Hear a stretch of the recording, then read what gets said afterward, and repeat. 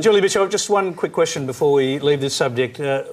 Was Scott Morrison off-piste here, or did he actually run this past the shadow cabinet? Scott Morrison was interviewed about the matter. He spoke quite reasonably about it, in my view. But was that the first time you heard about behavioural protocols, the informing of neighbourhoods, all that sort of stuff? Well, this is the first time this circumstance has arisen. I didn't know. It wasn't passed through shadow cabinet as a policy.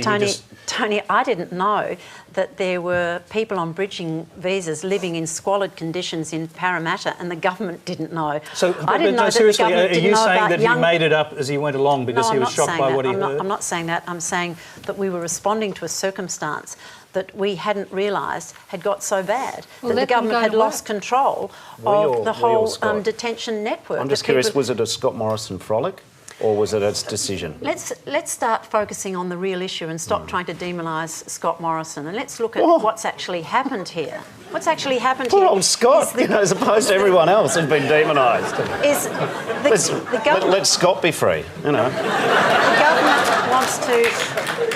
The government wants to push responsibility onto everybody else for its own policy failings. I would say the government's failings in border protection and in this area are the greatest of this generation. It has utterly walked away from responsibility to protect borders, to stop people getting on boats. And don't forget, when the Howard government left office, there were 4 people who had arrived by boat in the detention network. Now 35,000 have come under extraordinarily dangerous circumstances, and the government have no answers and no solutions. So we're responding to these...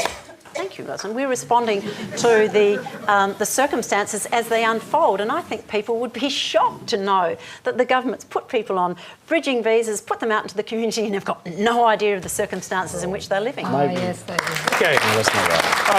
I think we've covered this area quite a bit. Let's move along. Our next question comes from Graham McTeague.